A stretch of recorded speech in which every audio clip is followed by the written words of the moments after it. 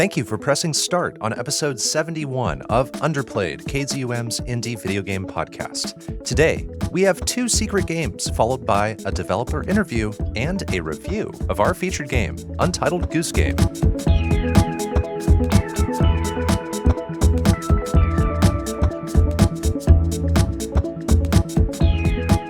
Here on Underplayed, we review indie games of all kinds, the games with small budgets but big hearts, the lesser-known experiences with imaginative ideas.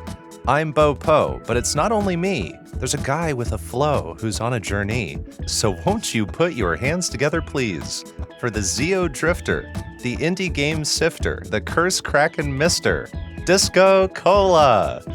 What's going on?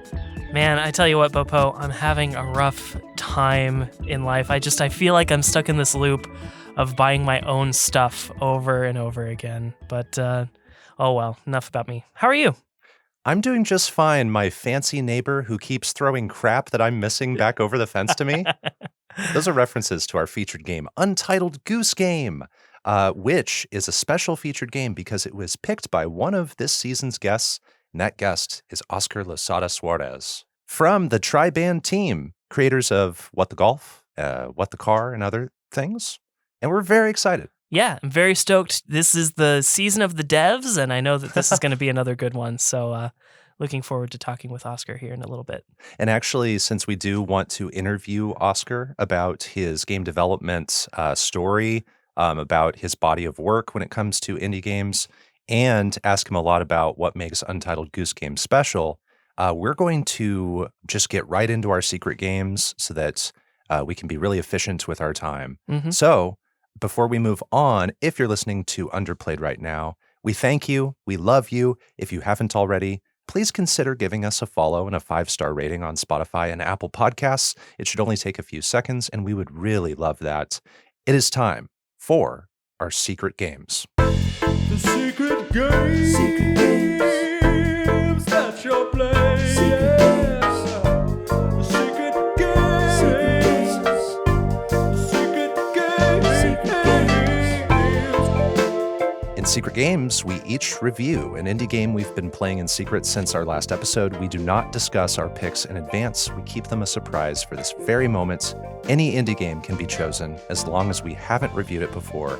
We'll start with you, DiscoCola. Let the mystery be no more. Reveal your secret game for episode 71 of Underplayed. Well, we all know that I'm a pretty big fan of Goose Game. I feel like that's not a secret. So it felt very fitting to me that the only thing I could play for Goose Game was everything. I played everything for Goose Game. When you came into this world, there gradually arose into being the sensation of I. And you feel that you are I just as much as I feel that I am I. But all the time, everywhere, there are other I's starting up. Whether they be human, animal, anything you like. They be in other galaxies, etc. Always, they're starting up. And so the feeling that we call I is how everything feels on the inside. You played the game Everything? Yes, I played the game Everything. I don't think I have looked into this, but I might have heard of it. I think I had seen the trailer once before too, but this one was like, what are some games that are kind of like Goose Game? And it reminded me of this one. I was like, oh yeah, I've seen that before. So cool. The game Everything comes from David O'Reilly. And as the name might suggest, in Everything, you play as everything. But before you get to do that, you start the game as a Holstein cow, which I believe are the really stereotypical ones with the spots. There's a bunch of different breeds of cow. Sure. Thank you for explaining that to my normal brain. Yeah.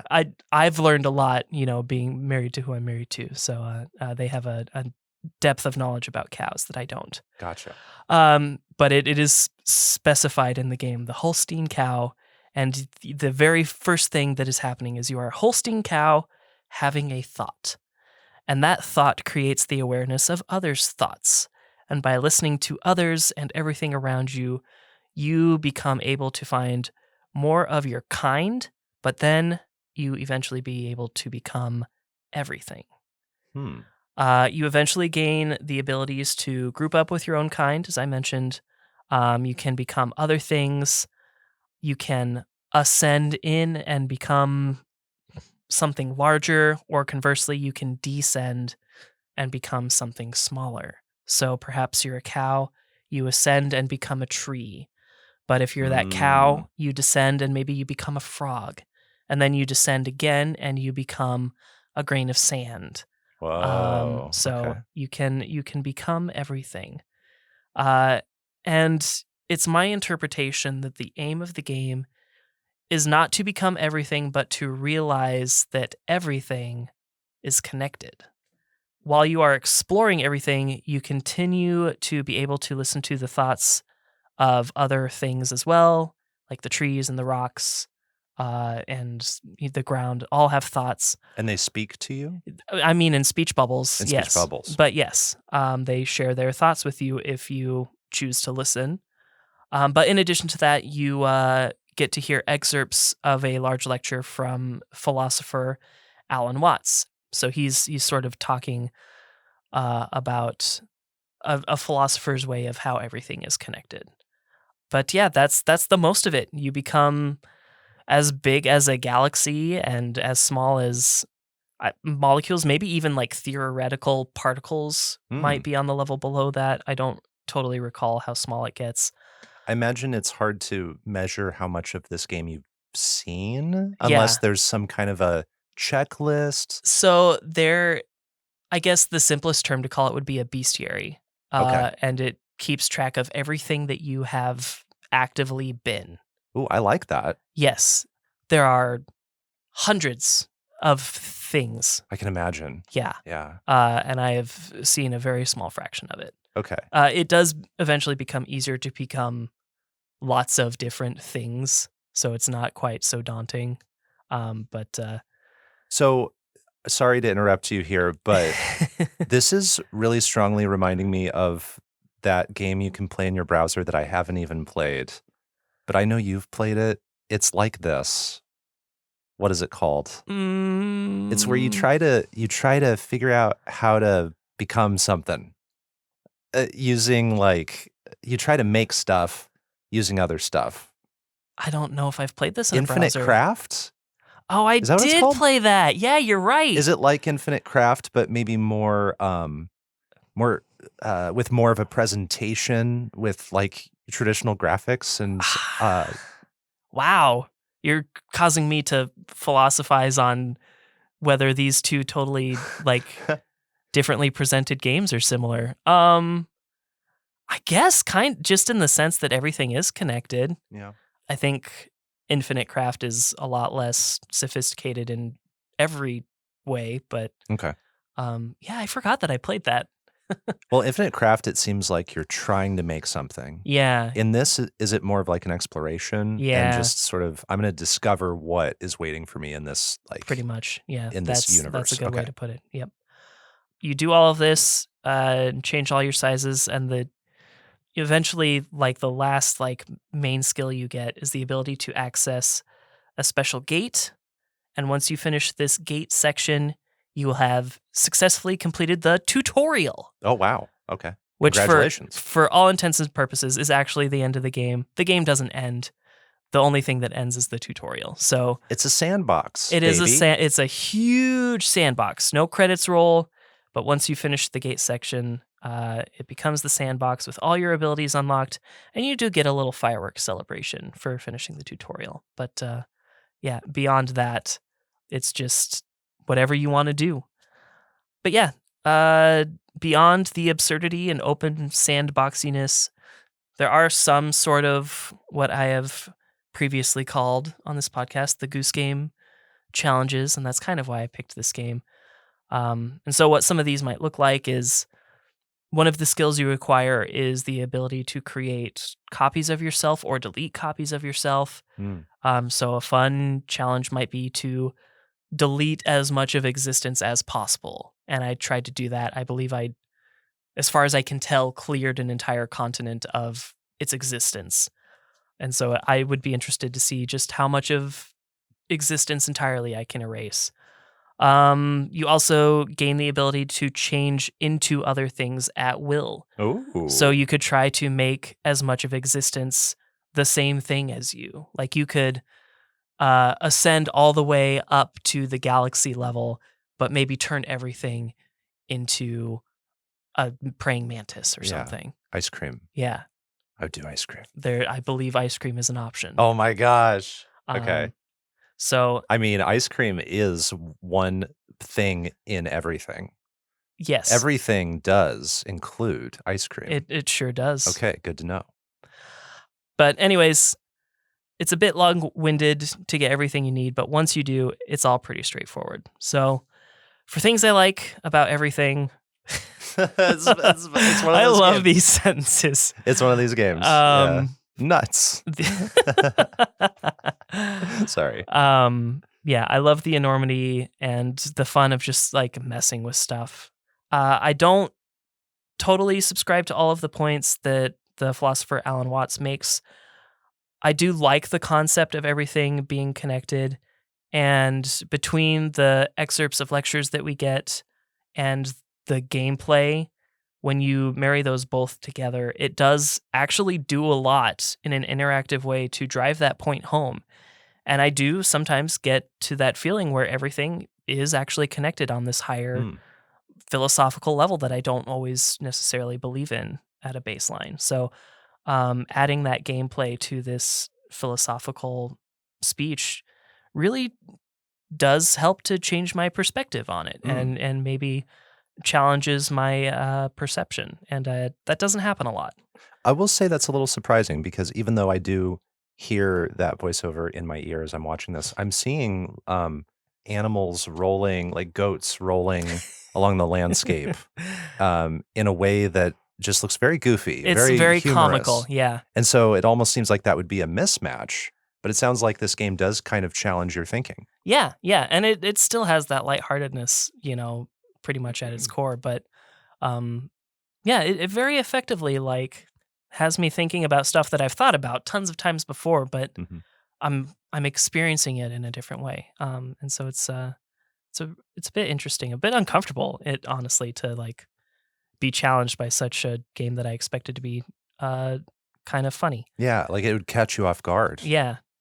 I like that once you do get all of the different abilities unlocked, the controls of everything feel pretty good and it's pretty intuitive. And it can just feel nice to travel the ground as a horde, a group, a bundle of trees. Yeah, it's hard to know what a murder of trees. Yeah, a murder of trees. What's that movie? The Happening or whatever. Right. The last thing that I like is that this is one of those games where there's no punishment at all for stopping to take a breather, and this game builds in a mechanic that makes it make sense to stop to take a break in the form of the lecture segments. So like, I actually like trying to grasp what's being said. So maybe I'll put down my controller when the next soundbite starts and I'll listen. Maybe I'll like organize some Digimon cards while this 2-minute excerpt is playing, or maybe I'll transform a toy. And I really like having some of those games that don't require my tactile attention at every given moment. Sure. I could use more of those games that allow me to maybe multitask on certain things. So this is one of those games, and I do like that. It seems like it could be meditative. Yeah, it certainly is at times, for sure. As for things I dislike, I think it's a little bit too open, in my opinion, for my tastes, and can be a little bit too nebulous. It's a massive, open, I presume infinite sandbox, and that feels like a little bit too much for me. Additionally, while a lot of the early game does sort of give you a waypoint in the distance at nearly all times, I can eventually spend a lot of time aimless and wandering to progress to the end of the tutorial. But for my next dislike, it's a pretty big one, I guess. It's just that I think overall the game didn't really like grip me. I had some fun, I had some laughs, and I had some thoughts, but generally speaking, I was mostly bored. Well, maybe not bored, but I wasn't thrilled. There wasn't enough to make me want to keep playing. Part of me just wants to like turn on the lecture on YouTube or something if I can find it. Yeah. Sometimes you might want to ask, in this sort of experimental experience that, is unlike anything I've played, does this have to be a game? Yeah. Or is the essence of what this game wants to give me successful in another format? Right. And then also, I wonder, if I were to play this game, would it be one that I would appreciate and sort of be in awe of more so than actively enjoy while I'm playing it? I've had a couple of those games where it's got a very singular idea going on. Nothing else is like it, but I'm kind of appreciating what it's doing more than having fun with what it's doing. And I think that's a good way to put it. Once I got to the point where I ascended to the highest form and then descended to the lowest form, and I think even looped back around to the concept or theory that, inside everything small is another galaxy that's just infinitesimally smaller than the previous one. I don't recall if that actually did happen, but it kind of seemed like once I got that concept, all I wanted out of the game after that was to just keep listening to the lecture. And you don't get to do that at will. Like you have to keep moving around to keep listening to the lecture. And so at a certain point, all I wanted was to listen to the rest of the sound bites, and it's just easier to not play the game and just go find it myself. Gotcha. So in conclusion, everything is a game. But everything is a game. Nothing is a game. Nothing is a game. I wouldn't say much more than that. I got way more than I expected on the philosophical front, and I'm supremely impressed with the scale and sheer number of controllable models in the game. To call it a waste of time doesn't feel fair, but I think the game either needed to embrace the goofiness a little bit more or give me some in-game challenges to complete. I may go back and try out some of these Goose Game style challenges, but some of those are also made moot by what I assume is the reality of everything is sort of infinite. And if you traveled far enough, you'd find another object to have to delete. But I wouldn't mind going back to experiment a little bit. But as it stands, I had a time with everything, and I give everything a 6.5 out of 10. Okay, that sounds fair. This does look super interesting, just being unlike anything else. And I looked up David O'Reilly, the developer, and he also made this game called Mountain. I wasn't familiar with everything, but Mountain has been on my list of secret games to play. So now I'm like interested in what's Mountain got waiting for us. So I don't think I'll pick it this season, but sometime soon, maybe. But yeah, I don't think I have any questions. The trailer really does, without having played this game, I feel like the trailer shows you a wide amount of locales and things. Yeah, and I just didn't stuff even going see, on. I didn't even see half of it. Yeah, and the final moments are interesting. Like I'm seeing a big bunch of bananas in space and a saxophone. What's going on? And cheese? A big block of cheese? Yeah. Everything's connected and it's in space. I guess so. So, yeah, I would vibe with this, I feel like. I don't know that I would love it, but I would vibe with it. Yeah. Where can you play everything? Looks like you can play it on Windows, Linux, Mac OS, Switch, and I played it on PlayStation 4. You can play everything on most of everything. Maybe not most of everything. And it's generally pretty inexpensive, it seems. Wonderful. Well, it's time for My Secret Game. My Secret Game has a lot to do with our guest today because our guests helped to develop My Secret Game. Oh. My Secret Game is What the Car? What the car?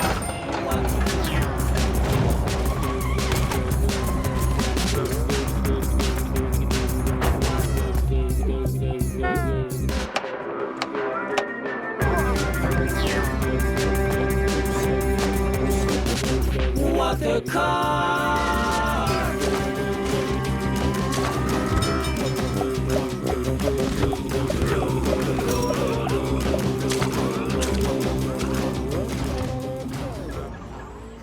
Yes. Hackers. So What the Car is a racing game with the biggest air quotes possible around the word racing. First released in 2023 on like iOS, like Apple Arcade. And now, like over a year later, it's now come to other platforms like PC. It was developed and published by Triband. And I want to thank future friends who gave me a code to What the Car on release week. And this is such a meaningful pick for me for a number of reasons. Oscar, our guest today, worked on What the Car, Right. as well as other What the games.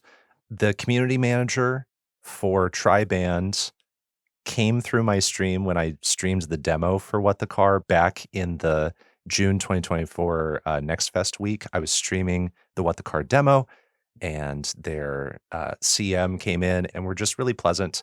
And so that's what kind of got the ball rolling on getting Oscar on today. Yeah. And I thought it was just super fitting to play What the Car in all of its episodes, all of its glory, and review it today. I think I could have guessed that would have been the case. Yeah, I think it was a pretty safe bet. I'll read you the game synopsis from the Steam storefront. Quote, an absurdly silly adventure full of racing, laughs, and unexpected surprises. Roll, sprint, jump, fly, and sneeze your way to victory on the racetrack and beyond, end quote. So this is a game that you're familiar with already, having seen it on Twitch. You could probably help describe it as well as I could, but this is a game where you play as a car with legs that walks around a world, selecting levels in which you race to a finish line most of the time. And if you're fast enough, you get a golden crown. Within the levels, you can also find cards. This is sort of another layer of completion. And there are currently, as we sit down to record, 9 episodes of levels. The themes for the episodes are jumping, sports, working, longer, driving, water, party, sandstorm, and sneaky. So you can kind of longer. Yeah, exactly. So you can start to imagine some of the themes going on here and like maybe what some of the levels look like. A 10th episode is underway and is being voted on by the community. So you can actually get to the end of this game and see that there's this part that's like under construction, and you can take a survey about what's coming next. And this isn't just a racing game, DiscoCola. This is an off-the-rails, goofy, slapstick adventure game about doing these little timed trials. I think that's the easiest way to sum it all up. You're doing these tasks that sometimes they only take a few seconds. Sometimes they only take 30 or maybe under 60 seconds. So the levels are microscopic. You're doing dozens of them in a play session, usually. And every level introduces a new gameplay idea or obstacle to overcome. So I'm going to run through a ton of examples here. So you can be a car with very large legs, or a car with tiny legs, a car with a jetpack. Those are some of the first examples you see. There are levels where you roll on a soccer ball, kick a soccer ball, and yes, become a soccer ball. One of the craziest levels is where you actually have a soccer cannon on top of your car that propels you in the opposite direction that it's shooting soccer balls. Oh. So it's just shooting soccer balls everywhere, and that's how you aim where you go and how you get momentum. The game will let you be a wide car, and then a wider car, and then a wider car. There are all kinds of different wheels that can be on your car. Giraffes play a role in this game. Sometimes you have giraffes for stilts. You can be a shark car, a pirate car, a kite surfing car. So I could keep going. But there are levels that go beyond the traditional idea of, I need to get to a finish line. So some examples of this are, there's a karaoke level where it's more of like a timed rhythm challenge where there are words on a screen and you're just supposed to honk to the rhythm of the words. Oh, I hadn't seen any of those. Yeah. There's a level where you make burgers for customers. There's a level where you chop ingredients for a soup or something. And some levels are skull levels, which offer an extra level of challenge, and they can be more hidden in the world defined. So when you're within an episode, that's sort of the hub that you're walking around in. And there can sometimes be hidden paths to get to some of these skull levels, and you have to find them.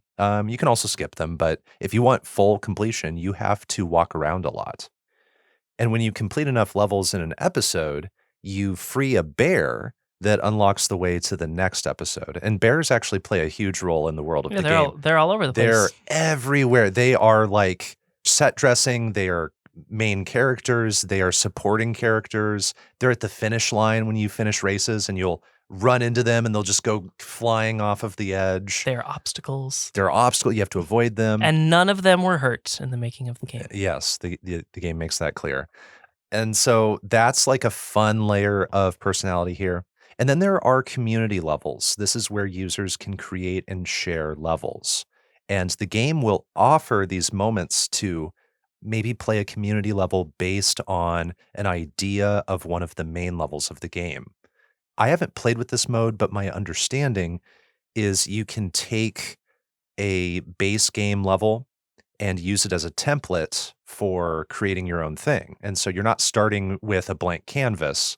You're maybe starting with the glass car. Make a level about the car where it's glass and it's very fragile because you just played that level. So you've sort of unlocked the ability to make that level now. So there's tons of content here.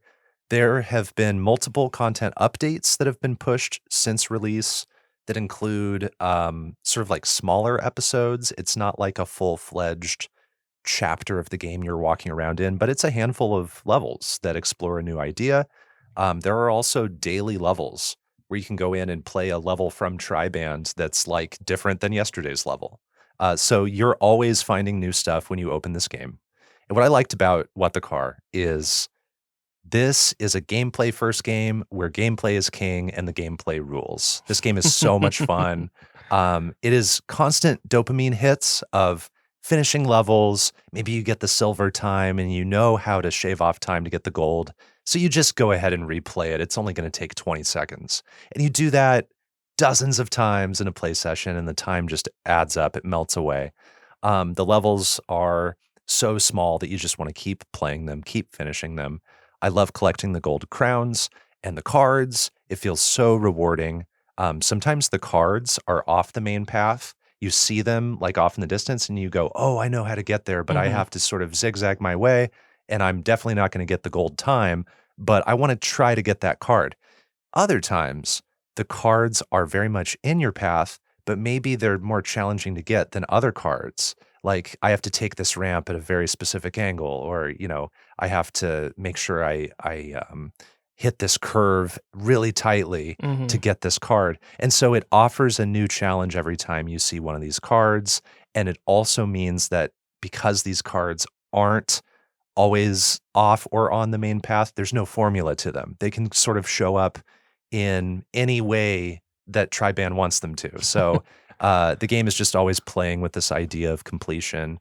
The game goes for and fully achieves quality and quantity just with how fun all these mechanics are, how polished they are, and then just how many ideas made it into the game. It's so impressive to me. Every idea feels special and worthy of being included. There's creativity abound.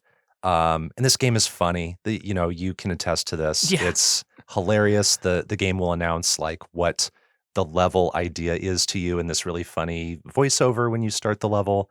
There are bears bouncing everywhere. Car with stilts. Yes. Yeah. It's so funny. And the controls consistently feel tactile and fine-tuned to what you're doing. So there can be a huge variety of steering and acceleration and maneuverability across all the levels, but it all makes sense within context. So you might be in a level where you're a car covered in springs and you jump really chaotically. That's exactly what you would expect. If you were covered in these springs and you're in this cartoony world, you're just going to bounce everywhere. But another level, you might have an umbrella. And when you deploy the umbrella in the air, you float down with this like nice touch of grace. Right. And so those are two very different vibes going on, but they all work in this game because they each have their moment to shine. You make a lot of mistakes in this game. You fall off the ledge. You have to restart the levels, but replays are instant. This game throws you back in. And I love that in these sorts of arcade games where you might have to try something dozens of times to get it to work. The game is your friend. It wants you to just keep playing. So yeah, I just adore this game. top to bottom. I did have dislikes. It mostly comes with selecting levels and the sort of organization of content in the game. Hey, this is Bo, talking to you closer to the present than when we recorded this episode. In this section of criticisms, I talk about the selection of levels, and I wanted to report that more recently than this recording, Triband added an elevator feature to the home area of the game. This allows you to more quickly revisit entire episodes of levels, but the general method of selecting levels remains unchanged from what I can tell. So I just wanted you to know that this review is based on a version of the game that's older than the one you can play right now, so there will be some differences, but my overall score for the game doesn't change. Okay, I'm going to send you back now. Selecting levels in the overworld can sometimes take time, especially when you have to backtrack to find missing levels or to replay levels you know you didn't do the best at. Mm-hmm. It can be hard to remember like where each individual level is because these episodes are kind of sprawling. Like these levels are really spread out. You've probably seen it in the Twitch broadcasts you've seen. So also the content can be a little difficult for me to organize in my mind. I mentioned the daily levels, the minor episodes, just all the base episodes themselves. It can be a lot to remember that's in the game that I'm not always sure about what is where. And then a few levels gave me trauma because of their difficulty. You know, there's the car with the soccer cannon on top. That level tested my patience. And a few can rely a little bit on luck or jank. I think that's an intended charm in the game. But in some cases, it can be a little frustrating. But you're going to get that in a game with hundreds of ideas going on. So overall, What the Car does not follow a strict formula, and it stays inventive and fun all the way through. And that's how it manages to surprise and delight for many hours. I want to keep going back to this game to get gold crowns and the cards and the dailies.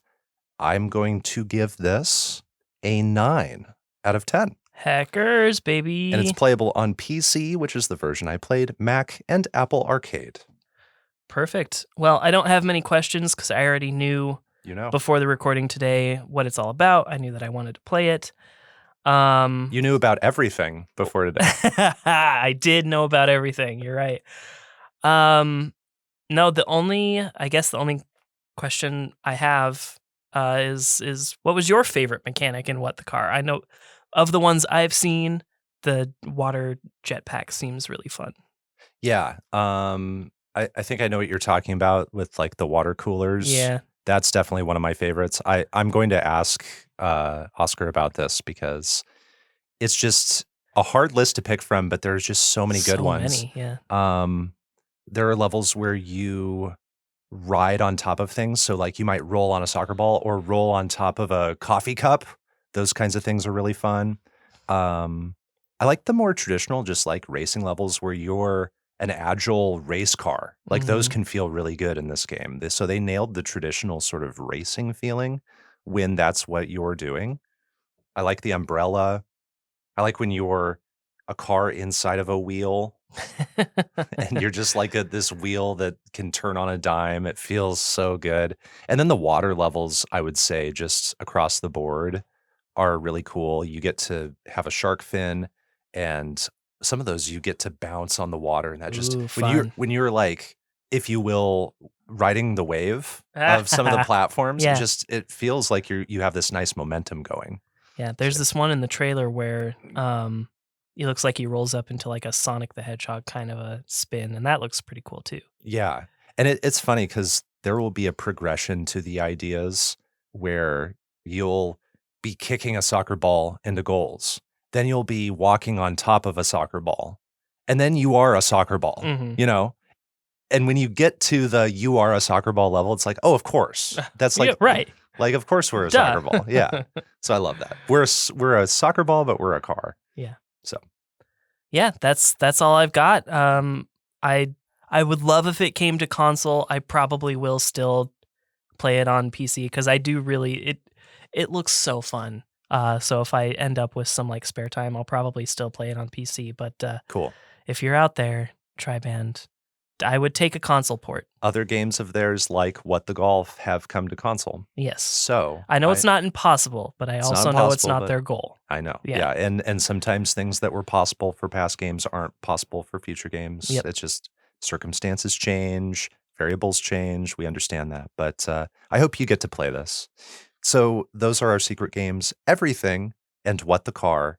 Let's move on to our interview with Óscar Losada Suárez, this episode's special guest.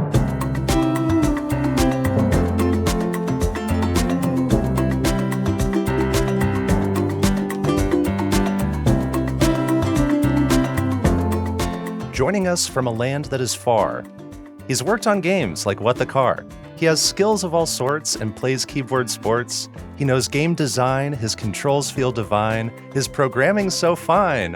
Óscar Losada Suárez, how are you doing? I'm good. Thank you. How are you guys? Doing great. I always forget when we have guests that Bopo makes up a little rhyme for him. So always happy to hear those. Yeah, welcome in. I'm happy that you're here. Where are you joining us from today? Because we're working from different time zones, which we've done before, but I think this is the biggest gap in time that we've dealt with so far. I live in Copenhagen, in Denmark. Yeah, so we are 7 hours behind you, which is very unusual for us to record with that much of a difference with us and a guest. But we're glad we could make it work. There are enough hours in the day that we could still find a time that we works found for the all sweet of us. spot. Yeah, We did, yes. Yeah. So, Óscar, can you tell us what games you've worked on in your career? Yes. So I've worked on a half-published game called Keyboard Sports, very close to my heart. Even though it didn't fully get released, it was part of this thing called Humble Originals. Keyboard Sports, it's kind of like take the keyboard and treat it almost like a touch screen. You play this character called Tip. Wherever you click on your keyboard, that's kind of projected on your screen, and you click on a key on your keyboard, and they'll walk there. Oh, cool. Then I worked on What the Golf in its early days, and then unfortunately I had to move to another company due to classic financial problems in indie small companies. Yeah. And that's when I worked on Mutazione. We pronounce it, I don't know, each our way. So I think it's supposed to be Italian inspired. That's a narrative game with a very unique art style. That was also an Apple Arcade. And then, similar reasons, came back to Triband with most recently What the Car.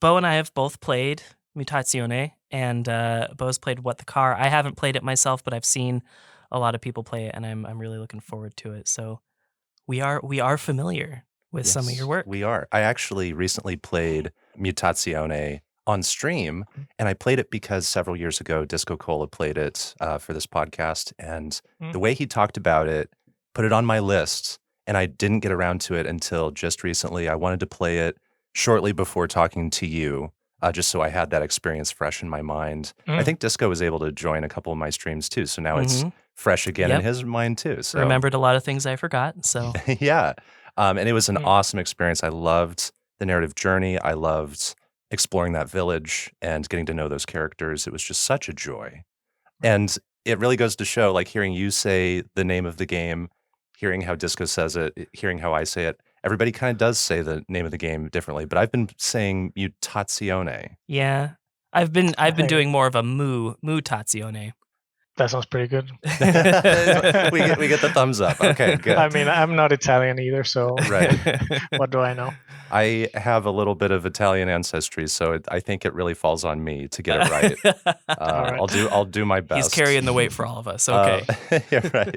And we will ask about that in that game in a minute. But first, we want to ask you what got you into game development. How did you get started on this journey? Yeah, so I was studying math and computer engineering back in Spain.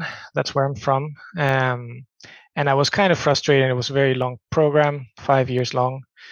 which I decided to stick through, even though I wasn't quite feeling it. And I figured I wanted to not waste all that time spent trying to learn some things and kind of re-channel it into something more creative, something different. And that was games. And I found an interesting looking program in Copenhagen, which kind of let me sneak in without having much of a portfolio to speak of, because my background wasn't really focused on that at that point. And that's how I started. And then halfway through the first year, I got started at Triband. That's when I worked on keyboard sports. And yeah, I mean, from there on, I was kind of a little bit stuck in Denmark. It set its claws in me, and it hasn't let go since. Your story really shows how everybody kind of has a different entry point into the industry and into finding a studio and into finding work. So that's very interesting. So you mentioned earlier that partway through What the Golf, you had to leave for a little bit, and that's when you went to go work on Mutazione. Can you explain what it was like to sort of jump into that project while they were working on it, and just talk about some of the roles that you had in developing that game?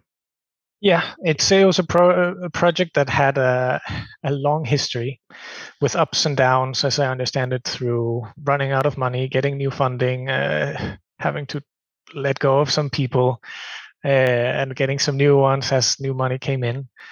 So I think in all it was like about 9 years, which is Whoa. kind of shocking to think about. So I came in the last 2 years, and the game was still changing, but unfortunately it felt like we never knew how long we had until the delivery. It always felt like it was around the corner.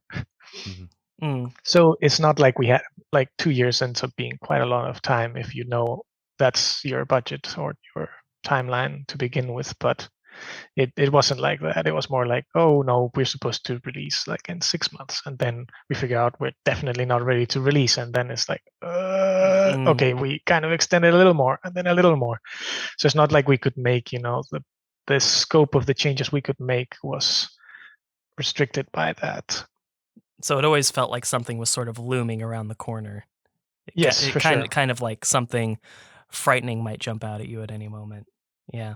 Yeah, or like we couldn't now open, like maybe some part of it was not quite working as we would like, but then maybe the solutions we could think of seemed like they would take too long before the point where we're supposed to close things off and ship it. It also was originally mainly supposed to be for PlayStation, and at some point it became a mainly Apple Arcade title, which, yeah, thankfully we had started to revamp the controls from a very controller-centric to a bit more point-and-click inspired, which matches much more easily to a touchscreen. Right. So we kind of got lucky there. And so that's what you worked a lot on, is like UI and controls and stuff? I started as with some kind of mission to work on the game feel of the game, but the tasks sort of expanded so I kind of found different areas that felt a bit lacking in different ways, and then convinced people to let me work on them, I suppose. Oh, wow.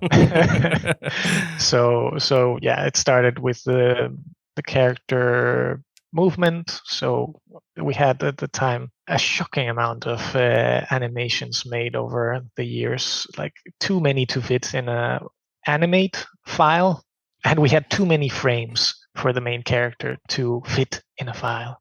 Interesting. And if you've played this game, there's not that many animations for that we ended up using, which is sad because of all the work that someone put into those things. But anyway, this was to say that part of that was trying to extract those animations and make use of them in the context of reacting to the players' decisions, and go this way, go up the stairs. Can we make the infamous staircases fit, or rather the steps, the feet of the character fit the staircases? The answer is we could not. It was too too big a challenge to do that. Well, I But think then, I think the benefit of the stylized art in that game is that there is that room for error anyways. Because I didn't yeah, even I didn't notice that the steps weren't matching the stairs. And I credit a lot of that to like just art and generally just enjoying the scenery. yeah, I think when you're in the trenches, you maybe can fall into the error of putting too much importance into this sort of detail where players might not and register it a lot, and it can be kind of part of the stylization, like you said, and sometimes it even adds to the charm. Where if you try to go for full realism, it becomes much more difficult. Sometimes you might not make it all the way. You might fall into some kind of uncanny valley where it sticks out more than it needs to. But if you had been like, I'm just going to hold back, not put my eggs into this basket, pick your battles wisely, and then it works better. It sounds like you showed a strong willingness to improve the project with stepping up and saying, hey, I want to improve the game this way. I want to do this. I want to do that. And you ended up having these several roles on this project. And while you're balancing these roles, how does working on one role inform how you approach another role? Well, for me, I worked on the on the navigation, from going from controller to point and click, on the interface and how the mechanics worked on the gardens and the gardening side. I worked on the display and behavior of the dialogues. And I think they kind of, even though they maybe touch different disciplines like user interface or maybe definitely some programming, for me, it's all focused on how the player experiences it. So just seeing it through those eyes makes it feel like it's all the same almost. I can't say we play tested much, but but at least with ourselves, seeing that it seems to feel like we think it should.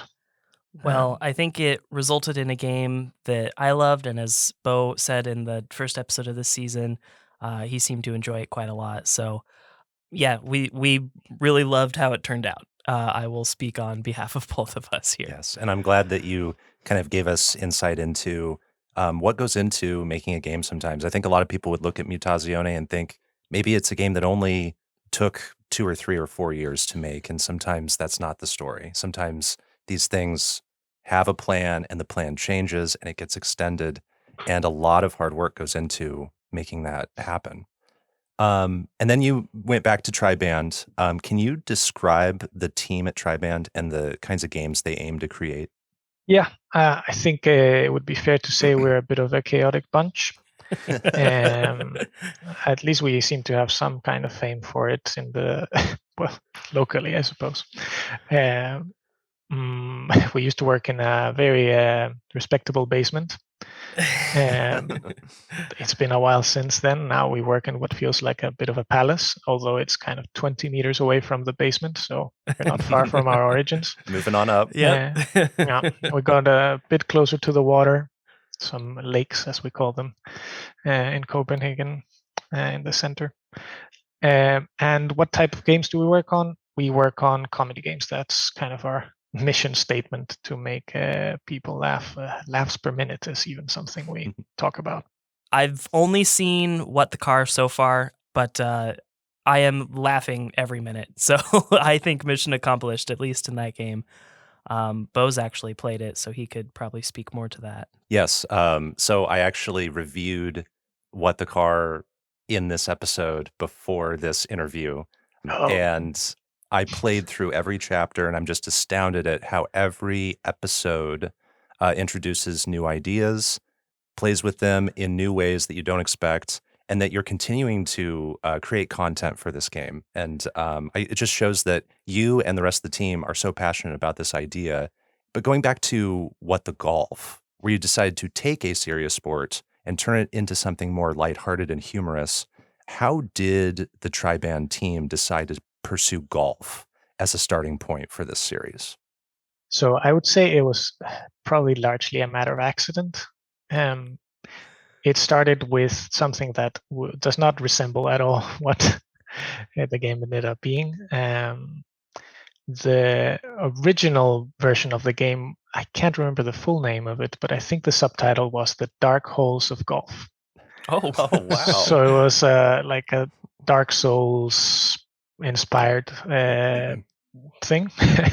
And it was made by our creative director and one of the founders of the company in a game jam.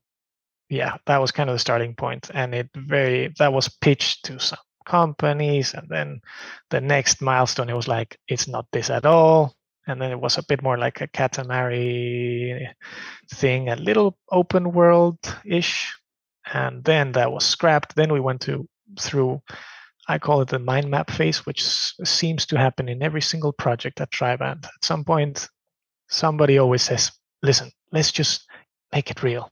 Let the players know we're trying to make game X, this time about golf, and we're going to show you all the things we tried and they didn't work. Make it like a mind map and you're exploring it. And yeah, it's happened so many times. I get triggered almost by when that happens. And it's not too far from what that part is kind of like what the golf, I would say. Actually, maybe it is the mind map after all. Yeah. Our featured game today, Untitled Goose Game, I heard a story that the idea for that game by House happened because someone on their development team shared a stock image of a goose, and it became this thing that everybody at the studio was looking at. And then they all kind of just decided, like, wait, there's potential here. So sometimes these game ideas can come from very unexpected places. Yeah, I think that's very fair.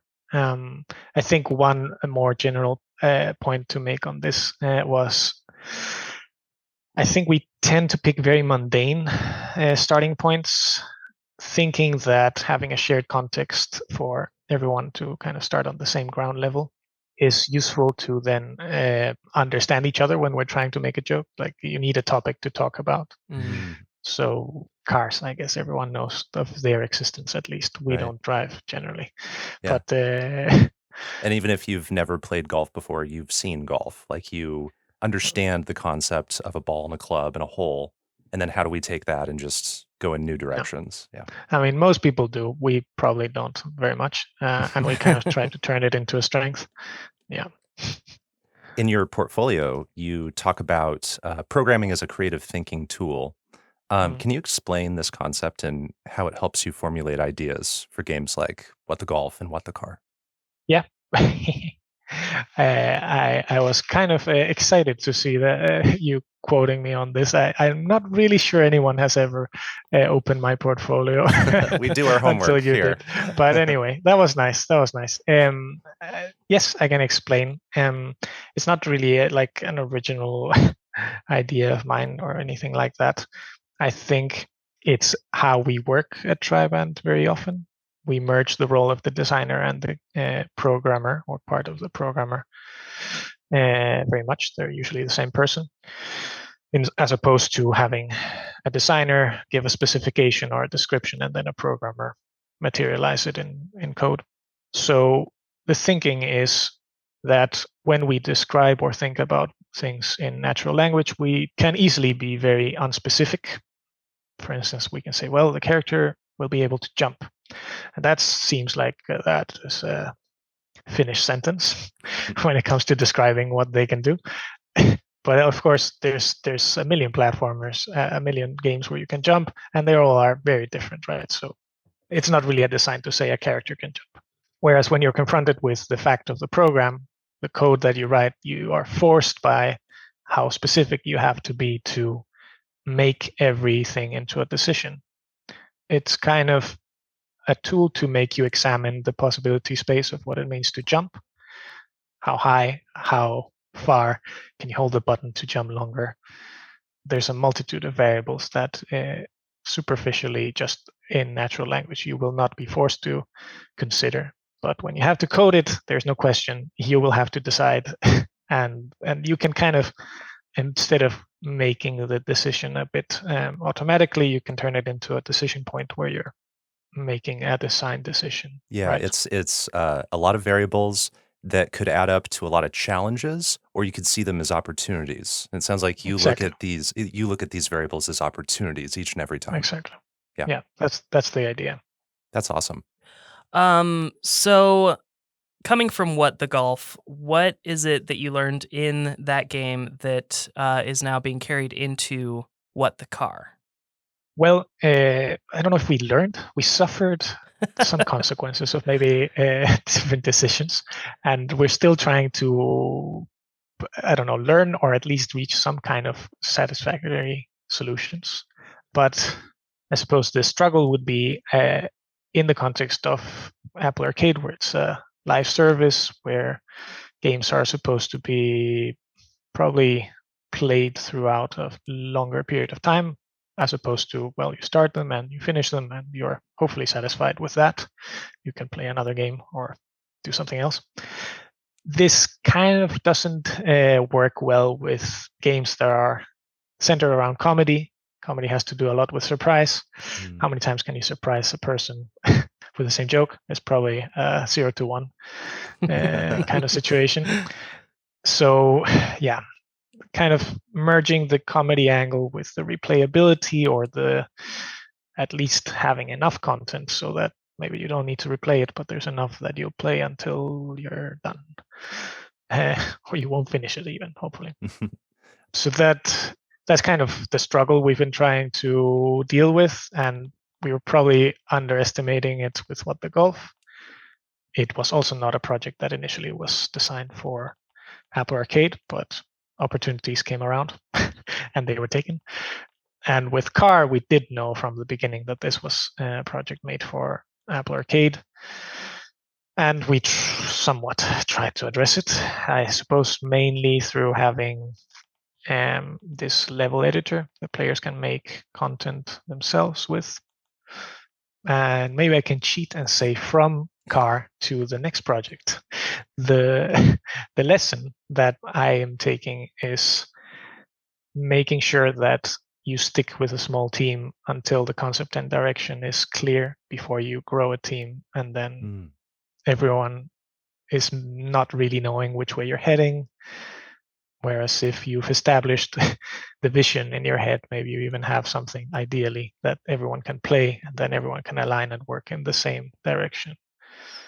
That sounds like useful advice for most, if not all, game projects. Or other non-game projects. Other creative projects. Perhaps. All creative projects, yes. In What the Golf and What the Car, it seems like there are near limitless possibilities for what you can do. You know, in What the Car, you never know what is going to be attached to the car. You don't know what the car is going to see on its path in a level, what the car is going to be, or what the level itself is going to do. Maybe it doesn't do something that has a traditional finish line. Maybe it's about cutting up ingredients for a soup or jumping on a trampoline to get to a target in the sky. So how do you choose the best ideas for these games? And how do you know when you're done developing ideas? Well, we tend to consider them done when we run out of time. Valid. Well, unfortunately, necessary sometimes. But I think largely we prototype a lot because we don't have generally designers separate from programmers. It is a very independent exercise where, well, for better or worse, you're not really challenged by anyone. Like, you don't need to convince the programmer that this idea is the thing we're doing. You should only convince yourself, which sometimes can be worse. Yeah, so we try a lot of things, and then we play test it mostly internally ourselves with our colleagues, and we get feedback, and then slowly some ideas very quickly become difficult to realize, and they tend to slowly fade away. Others immediately, catch everyone's attention. I don't know if everyone uses Slack nowadays. Well, some instant messaging tool that we use, at least at Triband, and You post a GIF, a video of something, and how many emojis you get as reactions. That's a good metric for whether you should keep it or not. And when you're sharing things over Slack, I imagine sometimes the simplest ideas, the ideas that you can just take a quick look at and understand immediately, sometimes those might be the ones that resonate with people, or the ones that people want to see more of. It could be as simple as a car with a shark fin on it. I want to see more about what that can do. Do you find that the simpler ideas sometimes are the winners? Yes, for sure. I think we have decided to not take the path of elegance, which would certainly push us more in that direction of simplicity and minimalism, no superfluous elements. That's lovely. I think Goose Game has a lot of that. But we go a bit more for the chaotic side, but still we have, so sometimes that means we overcomplicate how a controller, we call them controllers, how the player avatar might behave in a certain level. Across What the Golf and What the Car, do you have a favorite gameplay mechanic in one of the games, or maybe a few favorites? Well, I'm gonna go with a controller as a stand-in for a mechanic, I suppose. I really like this car version. I think I called it Hot Wheels. It's at least inspired by the toy, where you can go kind of on loops, upside down Yes. road loops. Yes. And that, I think, was one of the versions of the vehicle that managed to get a tiny bit of depth, despite the fact that we don't get to spend as much time with each avatar as you might in a more traditional game, perhaps. So yeah, and I think the hard level for it, maybe you've played it, is quite nightmarish. I think I didn't remember make it. that one. Yeah, I did. I don't think I'll forget that anytime soon. Yeah.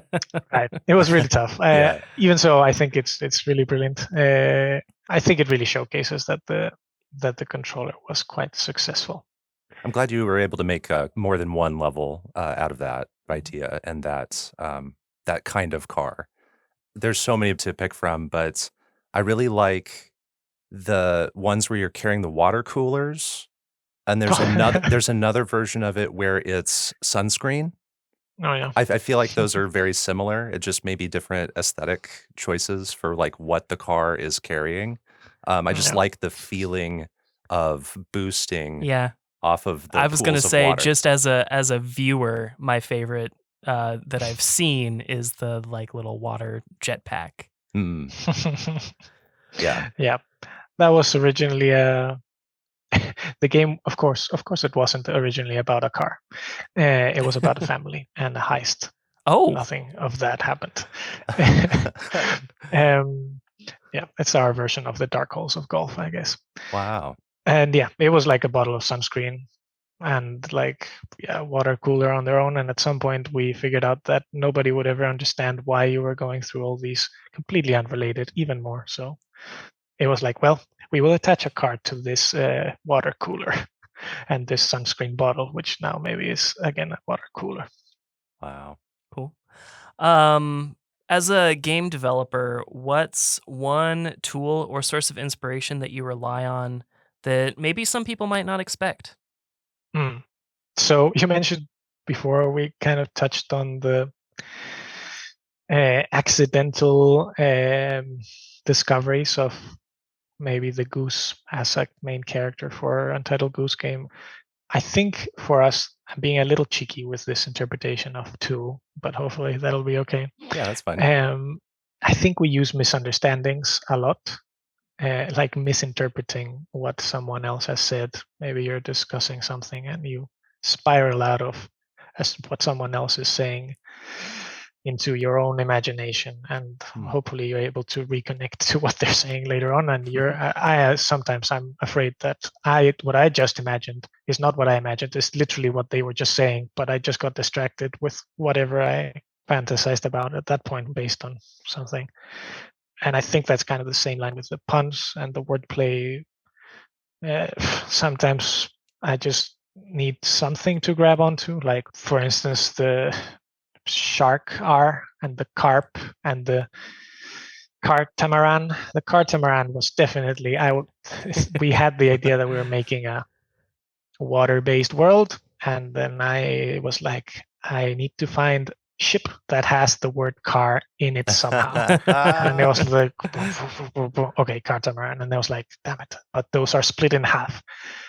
Okay, can I cut my car model in half? Anyway, so it's kind of just finding some kind of thematic bit that you can get to attach to your brain and make it run when it doesn't want to run on its own, I guess. And maybe complementary cheaty idea limitations, I think, are kind of maybe I don't know how commonplace is the saying that limitations breed creativity. I think is the approach with game jams as well, where you get like a keyword and you might have no relation to that keyword, so you think to begin with, and then with that restriction, it means that instead of looking at an infinite space of possibilities of what the game should be, you look at a slightly smaller infinite space of possibilities, and that somehow happens to help. Yeah, I really love creativity that comes out of limitation. I used to play a lot of Pokemon, and I would play in Pokemon tournaments that had limitations, and whenever like we play Digimon cards and they have limitations on it, that's when I have the most fun. Yeah. I used to do a lot of theater and improv, and limitation was often how we got to the best ideas, the most focused ideas in scenes. You know, you're told, do this scene, but there's some sort of a handicap or some sort of a limitation. You can't do this or say this. And that allows a story that you never would have been able to tell to come about. So that's really cool to hear that from a game designer's perspective. And then finally, what are you looking forward to doing next, either in game development or otherwise? I'll go with game development, I guess. So we're working on a new project, undisclosed, etc. But I'm looking forward to being in a project from its inception, from it knowing only that we're making a project. Maybe that's a strange thing to do. But not knowing kind of almost nothing else about it, and being in the role of a creative lead. I'm excited about that. Intimidated. Let's see how it goes. Yeah, it's good to be a little intimidated. But Óscar, it's been wonderful to hear from you about your game development and your journey. We will now move on to our next segment with you, which is reviewing the game you chose from our list, Untitled Goose Game. It is our featured game.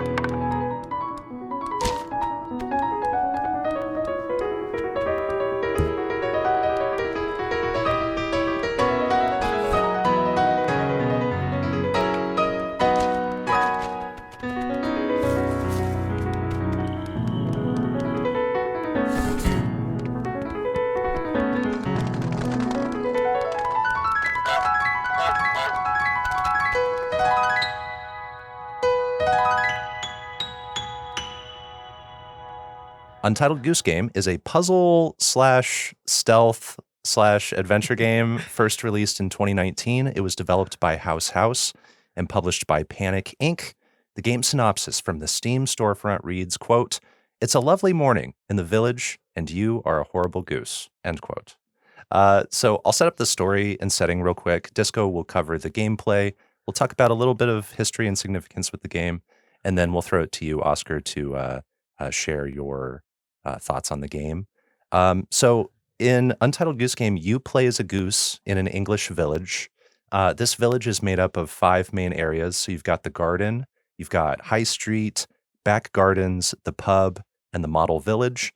And all these areas are connected in the same instance. So eventually you can walk to all of them. You have a checklist of tasks to do in each area that require you to be absolutely horrible toward humans. And when you do enough of those tasks, you unlock your way to the next area. So you do this a handful of times, and the tasks include acts such as stealing items, or maybe getting people wet, making them fall down, breaking things as examples.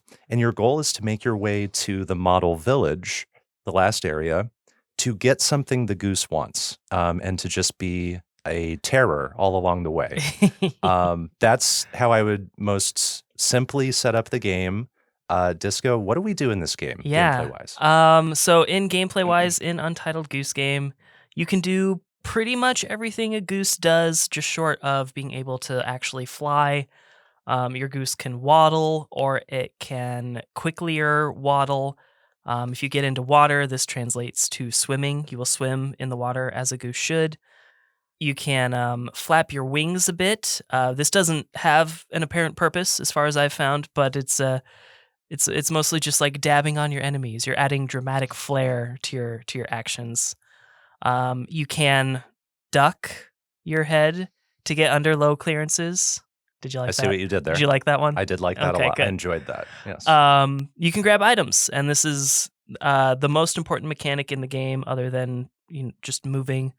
But you will use this mechanic to pick up and move items, and just generally cause mischief. And this is also the same mechanic that will open doors and latches or activate other kinds of interactables, whether it be like a lever or something. And you can honk like a goose. This is largely because you're a goose. So obviously you have to be able to honk. What would a goose game be without a honk? But it also does serve a purpose. You can grab the attention of the humans around you. And yeah, you use all of those skills to interrupt the lives of the humans around you. And in the big picture, like Bopo said, it feels like a puzzle at times. So this is in fact a lot like a puzzle game, and you use all of your different goosely skills to solve all the different puzzles. Yeah, so that list of tasks, you might know what you have to do, but how you do it is the mystery. That's what you do the experimentation to find out. A little bit of history and significance about the game.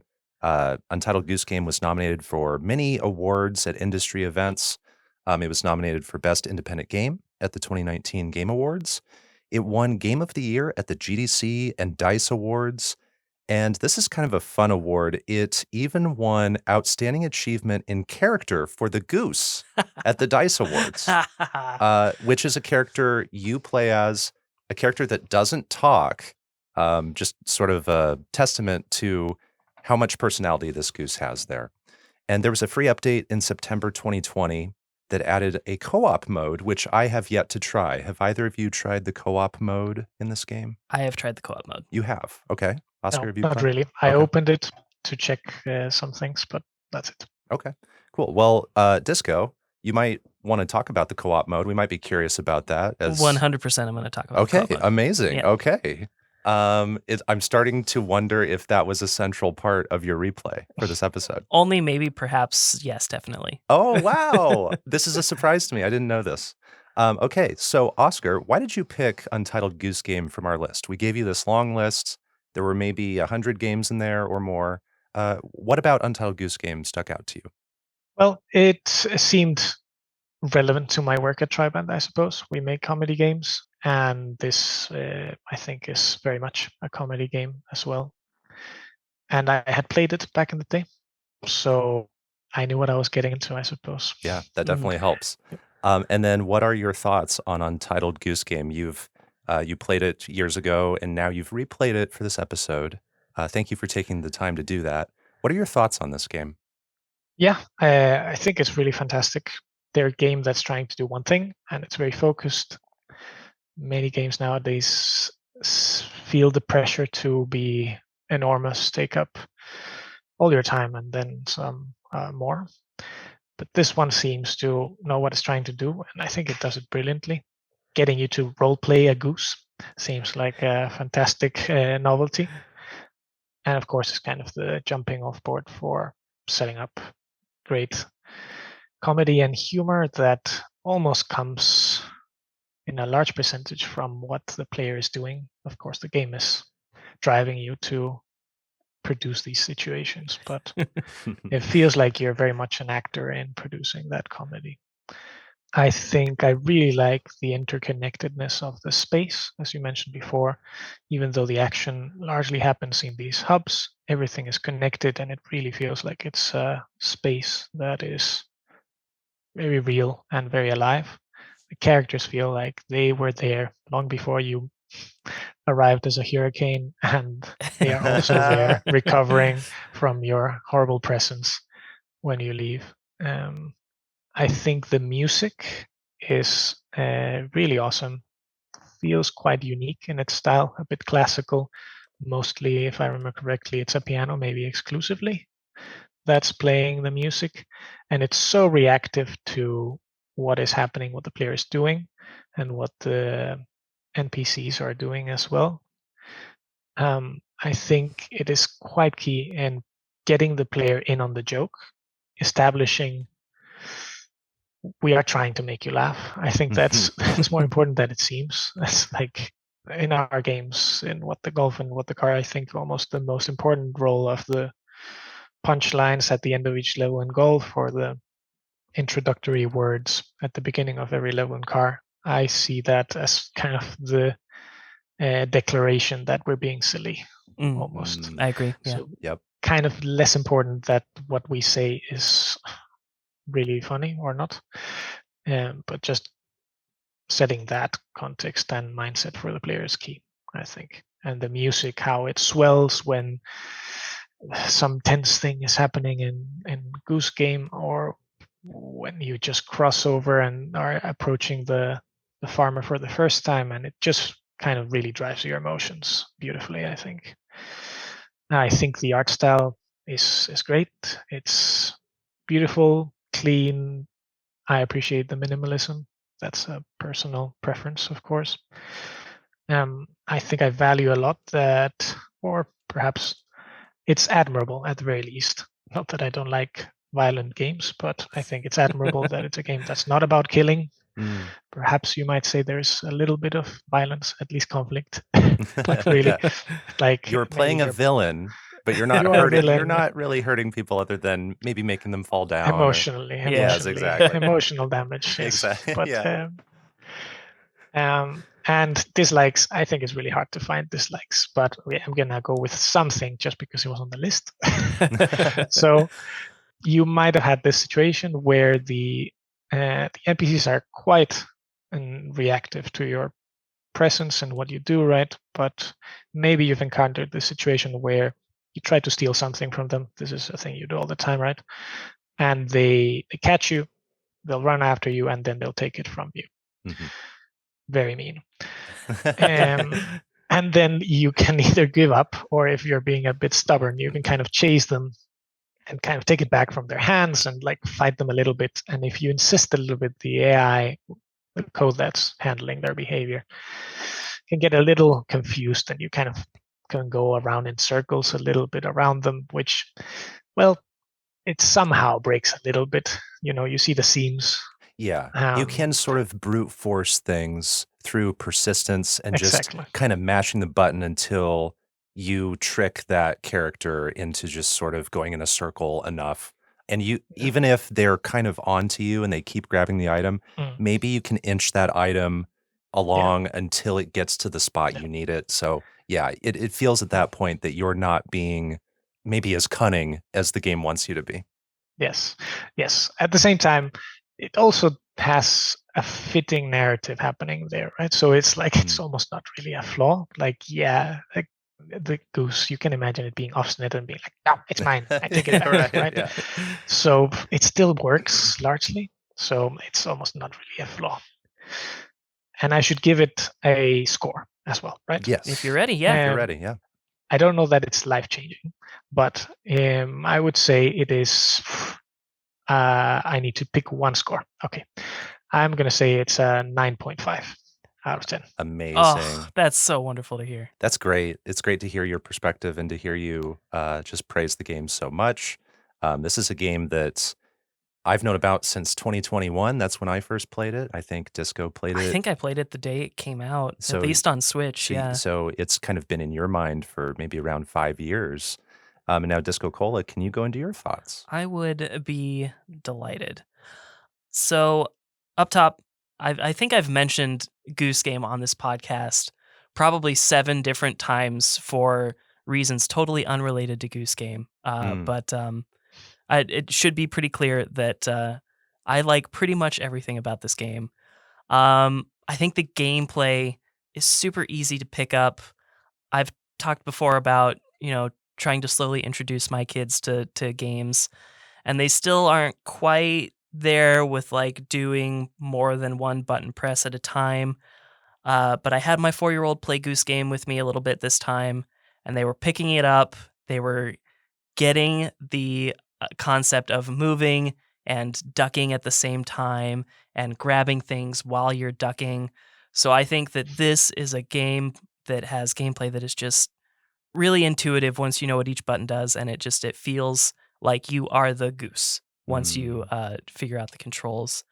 The concept is just super simple. I think this goes back to what Óscar said, earlier about starting from somewhere mundane, and just going from there to create sort of like this baseline understanding of what's going on, and that creates a great place for comedy. I never thought of it like that, but that's totally what's happening here. So just that simple concept of you are a goose, which I am told from my mother, she's been attacked by geese many times. So I hear that they are quite mean, quite foul, if you will.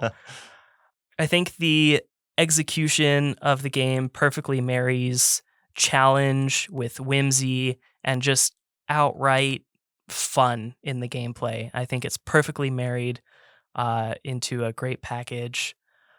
Now, the music, as I understand it, are variations on compositions from Debussy. Yes, they're excerpts Right. from those compositions. Yeah, and because of the way those compositions are made, there's a lot of rests in them, and that allows for certain moments and actions to really be amplified. Because of all of those rests, it sort of is a clever way to use those rests to create dynamic music in the world. And so what would otherwise be a really challenging thing to do, like what happens in Hollow Knight with Christopher Larkin's music, you kind of have to separate all the different components of the song so that maybe at this point, the viola comes in when you're doing this action. In Goose Game, it's just as effective, but it's really simple. It's just taking those rests in the music and allowing you to take just the right parts at just the right time. And it is just the one instrument, so it's really just a simple way to create dynamic music. And that's really impressive and clever, I think. I love that there's a lot of cool optional events that you can trigger that you wouldn't otherwise expect to be in the game. I think that's brilliant. Many of these are told to you in the challenges lists, but a lot of those are still super clever ideas, and it gets you to even think about what else might be possible with a similar item. So, yes, you can dress up the bust in the back gardens, but what else can you bring to the back gardens to do that? Yeah. And once you find one of those optional moments of interactivity, it opens your mind about future ones. It's like I was able to bring maybe this item from this area, from the gardens to High Street. Can I bring something from High Street to the back gardens area? Yeah. And so it kind of reframes how you approach future challenges. Yeah, absolutely. I love the final task of the game. It's like the one spoiler in the game, so I won't say what it is, but I love how it brings us back through all the areas, but it also teaches us something about ourselves, the goose, at the end of it that many players maybe will miss out on early on. I know I did the first time I played. I totally missed this small spot in the game that is available to us right at the beginning. Sure. And I very, very specifically love the well. There is a long stream of water that leads to the lake at the beginning of the game, but dropping stuff in the well will lead items to that lake as well. And I love dropping things in the well. It is my favorite thing to do in this game. And the game wants you to do it. It wants you to do it. Yeah. It gives you a coin right next to the well. And it's like, I bet you know what to do with this. Yeah. Try it with something else. Right. I love the details of certain items. Like, for example, holding a glass jar will change how your honk sounds. And I think that's brilliant. And there's a lot of items that interact with the goose in different ways. And lastly, I love what I call and have called on this podcast these optional Goose Game challenges. They're just some self-imposed challenge that you can do. For me, it's getting every item in the game into the lake. And I have yet to totally accomplish that. But it's possible. It's possible. Yeah. And it's in a game that is like optional, and it's disciplined because of the scale of the game isn't too large or overwhelming. So it's possible in that sense. And it's just fun to do it. So I love what I call for all games the Goose Game challenges. That's so great. As for dislikes, again, these are nitpicks, just like Oscar said. Certain objects can be handled and moved, but you can't really pick them up. So like the cabbages and the footballs, or we call them soccer balls here in the States. Small nitpick, but it does make my Goose Game challenge much more difficult. I don't like the humans in the pub specifically. They sort of like block my traversal.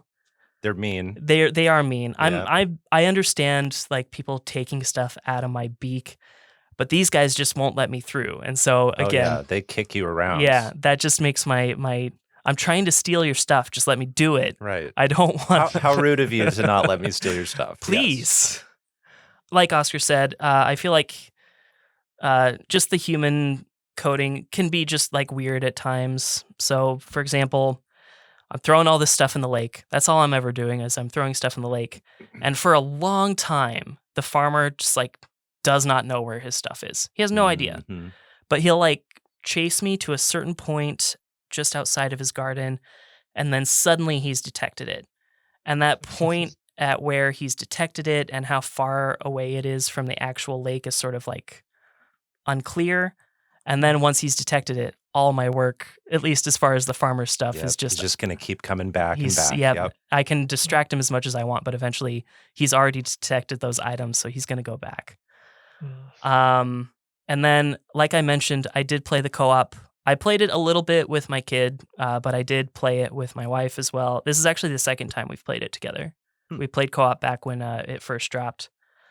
So I did play this with my wife, and there's a lot about it that I can talk about separate from likes and dislikes and review. But I did ask her what she disliked about Goose Game, because she, I think, also loves this game among a very small amount of games that she enjoys with me. And her main dislike is that it's over too soon. And I agree. And we just want more. And incidentally, she just happened to say what she wants is more animals in the game. And what I've said on multiple occasions to multiple people, probably to you, Bopo, a couple of times, is that I want a Goose Game where it's Goose at the zoo. I think I may have even said that on the podcast before. But I think you did, yes. I want Goose at the zoo. I want to mess with a peacock. I want to scare an elephant. You're the only animal who's not supposed to be at the zoo. Yeah. Is the premise. Yes. That's what I want. And it's funny to me that my wife said the same thing. So it's over too soon. That's my final dislike. And all of those dislikes are nitpicks.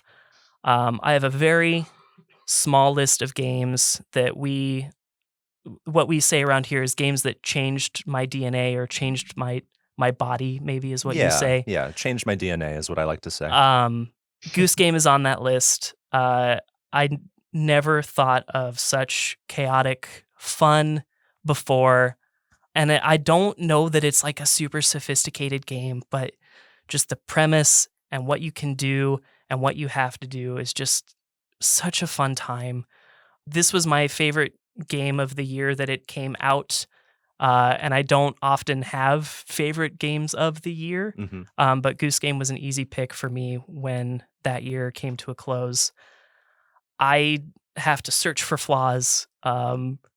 Even when replayability seems difficult in this game, because once you know what to do, you know what to do. And it's hard to forget those tasks. So replayability is a little bit odd, and that's why having those optional Goose Game challenges is such a blessing, because you can add something new to your playthrough again if you want to play. I love Goose Game. It's probably one of my favorite indie games of all time. I have it at number 3 favorite indie games. I can already tell what you're going to score it. I don't know that I came to the podcast recording with the intention, but I don't see any reason to not give it a 10 out of 10 for me. Amazing. I love that you love this game. You both love this game so much. And I'm right there with you guys. I think this game represents one of my favorite kinds of games. It is a simply presented game with an incredibly specific personality. The personality of this game hinges on this goose, which I think feels totally authentic. And here's where I'll share my perspective on geese. I live near a pond next to a walking path that attracts hundreds of geese sometimes during the year. And I've had to walk by these geese, and they scare the hell out of me. I've seen them chase adults and children. And so this goose feels like it could fit right in with what I've seen in real life. And I love that this world that this goose is in is forced to tolerate the goose while also hating the goose. You know, they all have the no geese. They have those signs. ready to go. They're yeah. ready to go. And there's that history there. You know what's happened in this world before because of what the goose has done, presumably what you have done. And so I love that that is so beautifully and simply presented. I love how this world interconnects, just like what Óscar says. And eventually we get really cool shortcuts to things. And there are alternate paths to get to different areas if you do some of those optional tasks. There's the simplicity of the user interface that I just find so clean. This game feels like you're playing a cartoon to me because there's not a lot of UI cluttering the screen, and that really makes it more immersive in a way. I really like the task list. The crossing out of items is very helpful. So even if you're assembling a collection of things, like maybe you need to grab all those items for the picnic, every single item will individually get crossed out in that book. And so the game is helping me with that task list by crossing things out for me. Yeah. Love that. You love your journals and your task lists. I do. Yeah. I love those in games. And this game is helping me out with its journal. I love the multiple solutions to problems, allowing player creativity to shine. It means that two players might not have identical playthroughs. And there were a couple of tasks that I crossed off by doing like the harder version. So I got the crossed out task, but then I got the crossed out task for the to do as well item because I couldn't figure out like the base version. And so everybody's mind and everybody's ideas will lead to slightly different solutions sometimes. And I love when games allow us to show that personality. I love the music as well. Óscar, you put it really well when you said that it's sort of like reinforces what you're doing. It's feedback in a game that isn't speaking to us. It's reinforcing what we're doing. It's telling us the emotion of what we're doing. I feel like a composer is just like sitting there watching us play the game. Just ready. And they're just ready. And they're just reacting to us like you've maybe seen a film composer watching a film and they're live scoring something, or maybe just messing around with notes on a piano. And then maybe they'll take that and later compose something more full. It feels like that's what's happening here. Someone is sitting down watching me play and playing piano to it. And also the piano will add levity to the tension that comes along with stealth games and sneaky games. I can get kind of stressed out in games like this, where I might get caught doing something and I might have to redo all this work that I've been putting in. Don't want to do that. But then the piano is there to sort of add that levity and make me sort of relax a little bit. So also, the ending is one of my favorites in all indie games for the reasons you said, Disco. I think I remember playing this in 2021. You had played it before, and I think I was messaging you about the end when it happened. Oh, very just like, probably. Yeah. The way you do the thing and then the credits roll is just a moment I will never forget. It's so great. I did have dislikes I wrote down here. I think chief among my dislikes is that tasks can feel good to pull off, but the effort you need to put in to accomplish a task can feel like a lot sometimes. You might have to do a chain of events to get a task crossed off. And sometimes something in the chain of events might unexpectedly not work, or it could get disrupted, and then it can take a moment to set it all back up. And this game kind of feels like the board game Mousetrap, like you're assembling this intricate assembly of like all these pieces on this board, and then you watch it all work. But sometimes the trap can get sort of set off in the wrong way, or a piece gets taken and then the whole thing doesn't work. And so when that happens, you can't immediately retry. You have to sort of set things back up, and there can be a little bit of a tedium in that for me. And I feel most of it is that I feel a loss of momentum when something doesn't work in my favor. Also, in games, I like feeling powerful through the characters I get to play. And this goose can do, useful things, grab things, honk at things, very humorous things. But also, I think the goose feels pretty disadvantaged in this world of humans that can kick it around and steal things from it and outrun it. So it is a game where I think you're more successful if you're stealthy and you're cunning, which are things that don't come as naturally to me. Yeah, we play a lot of action games. We play a lot of action games. We play a lot of games where we feel powerful as the characters we're playing. And this is a game where I just don't necessarily feel powerful. I feel like a menace. I feel like a villain, but I don't feel that powerful. And so for me personally, that's not the first feeling I chase in games all the time. So overall, Untitled Goose Game has some tedium for me, but more than anything, it has a world that is burned into my memory for how simple and distinct each of its areas are.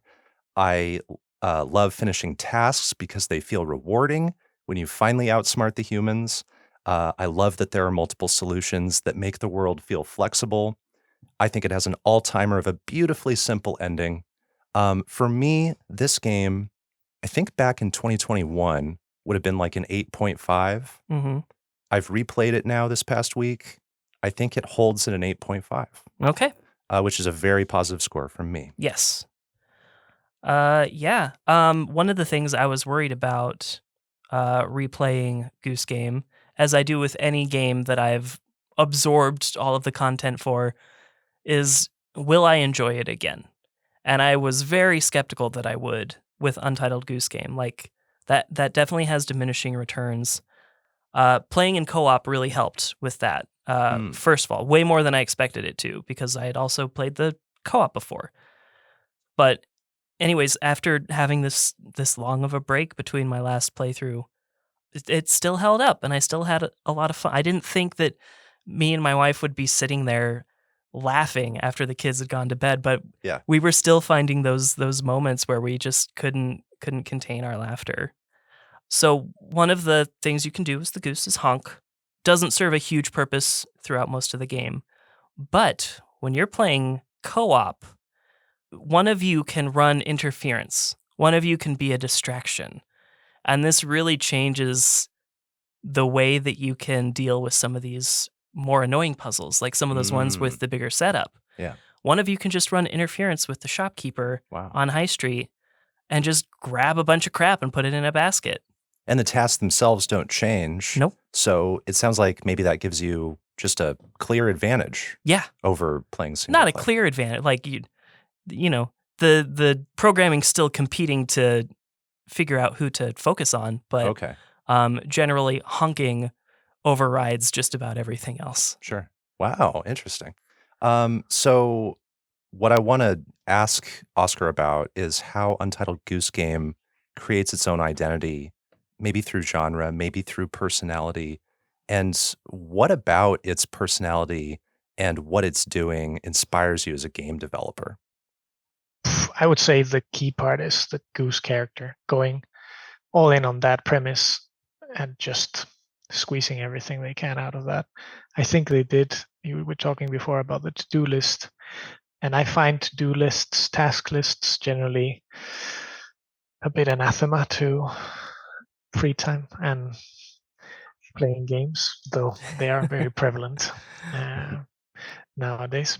But I think in this case, you would almost be able to call them instructions for becoming a goose. So I think what they're doing through the way they phrase it is teaching you to get in the mood. The same they do with music and with everything, right?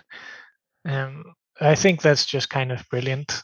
I agree that maybe particularly the tasks about gathering a lot of things, like the picnic, and there's basically one in every area, as I remember. Mhm. They can get a bit tedious for sure, and especially if you have the misfortune of having your horde spotted, then you're in trouble. Yeah, we've all had that Um, happen.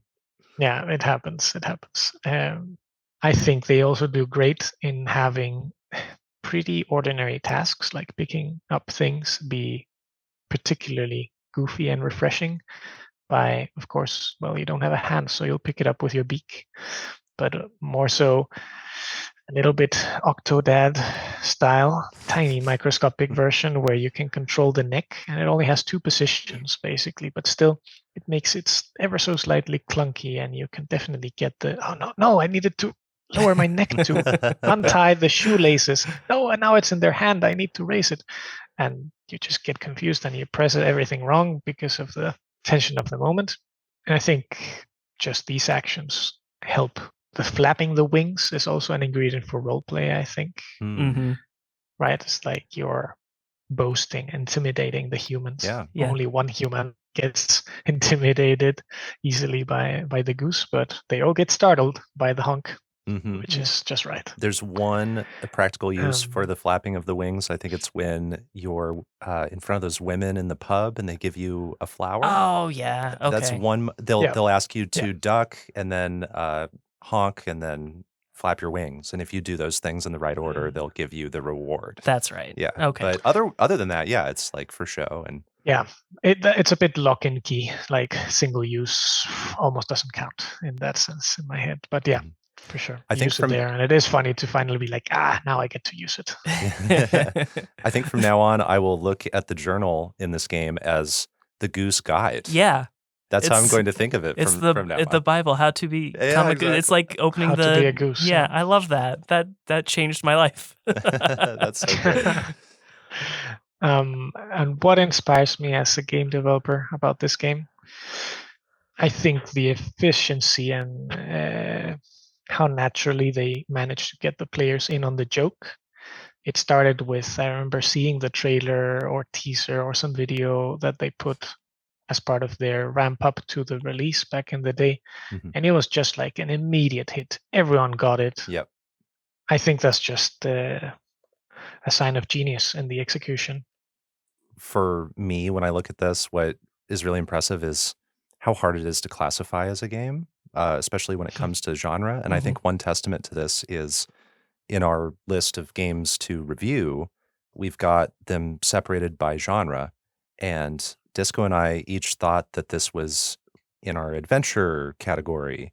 And then I thought, wait, maybe it's in our simulation category, where a bunch of games like that, like we have Goat Simulator in that list. Mhm. It turns out it was in our puzzle list.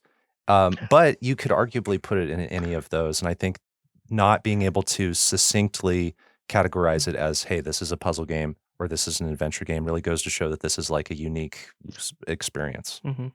I think it's sometimes a fortunate consequence of not sticking to these very trodden roads of play with a gun. It's much harder to find new ground in that space.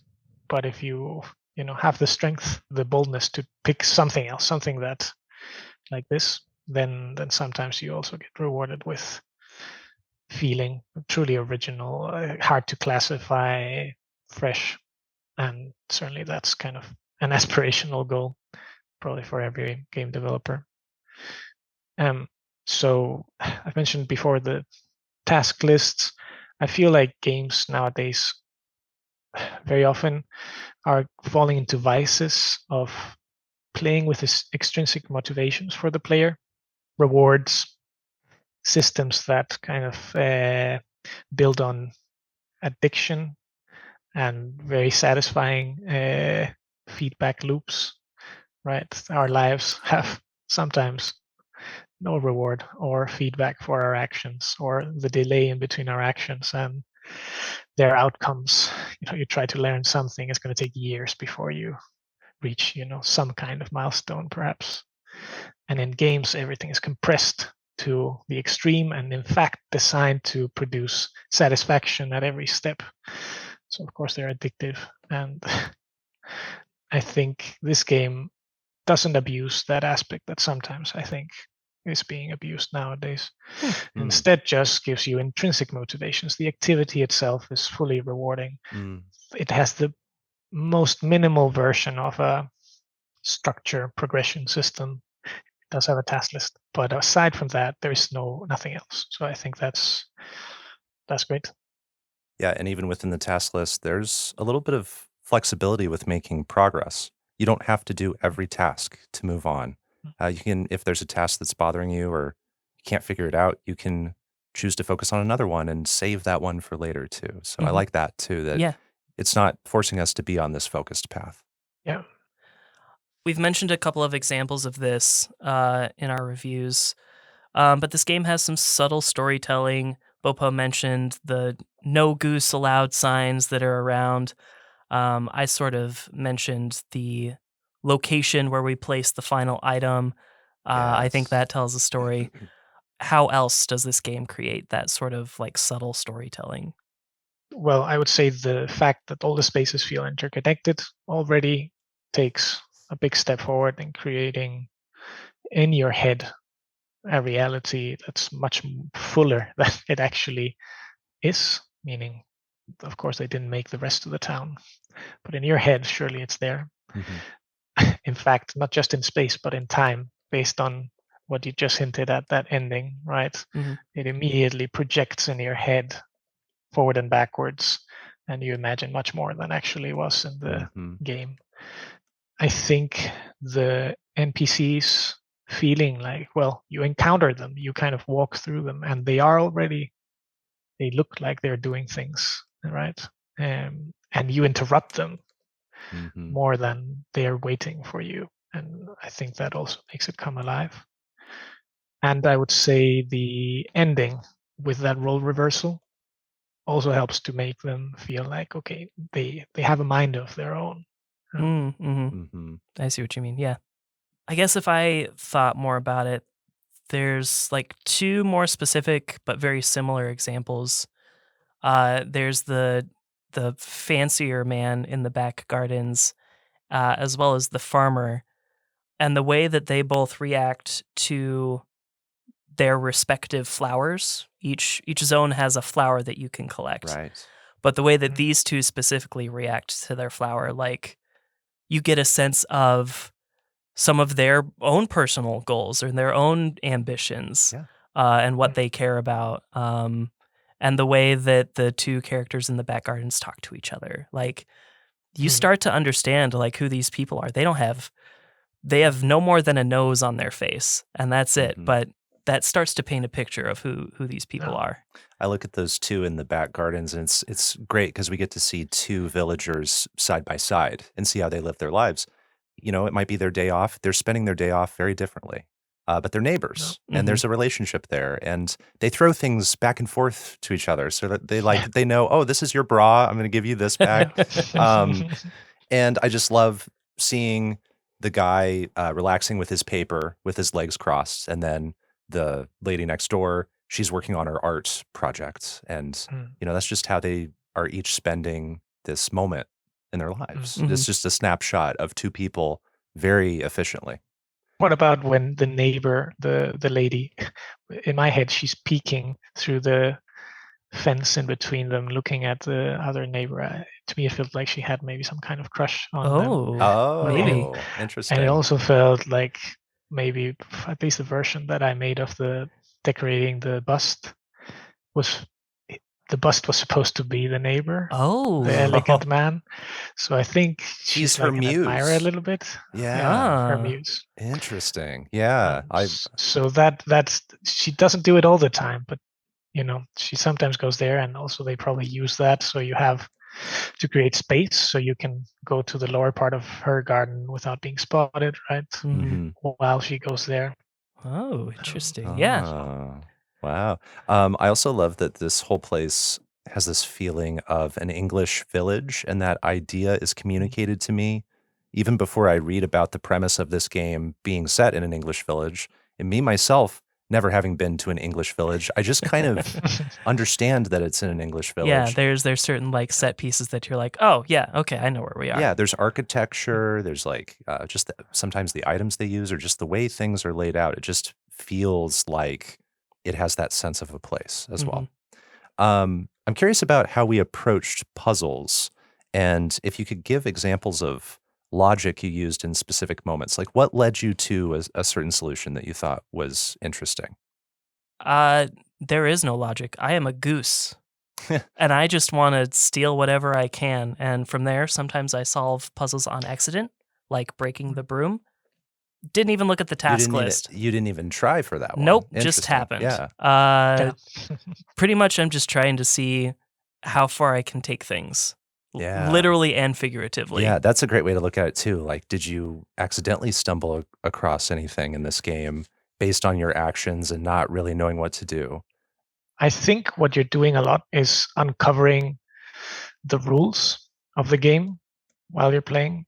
The rules about how these NPCs will react to you and the things you do, right? Definitely wordlessly, which is beautiful. They teach you that if you honk, they will notice. They'll get startled. They'll go look at what happened, where that sound came from. And if you walk near them, they'd react in different ways. At the very least, they'll look at you, frowning almost, it feels like. They don't have eyebrows. And some of them in the infamous pub, they'll even try to kick you out. Disapproval. Goose disapproval. And you figure things out, like if they see an item that belongs to them, they will bring it back to its rightful place. And all these things, that's fairly basic, but you can't really assume that that's how the game behaves to begin with. But you uncover them and you become more conscious of them, I think, maybe to some extent from the beginning. It might be somehow assumed, implicit, but as you progress, you become more aware and more able to use it to your advantage. For instance, in the pub, there's a lot of the tasks you have to solve by making them see a certain thing in a position that you put as a distraction so that they get out of their annoying resting spot, and then you can make it through and do whatever you need to do. I think with the farmer, of course, that's where they're teaching you the most. For one thing, that some parts of the NPCs are interactable. You get this explicit task to pick up their keys, and that is a key element in you knowing that, yes, you can try to take some things from them, right? And that sets up the next thing, which is their hat, that you also need to do something with, right? But it's beyond reach, right? Beyond your reach, unless you do something else.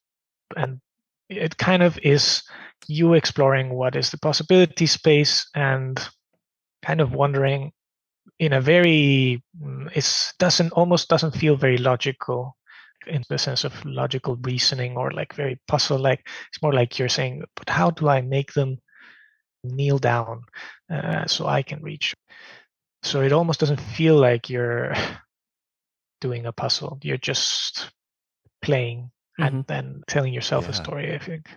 That I never thought of the farmer as being a stepping stone to successive characters in later areas, making us interact with him, learning that we can take things off of the person of somebody.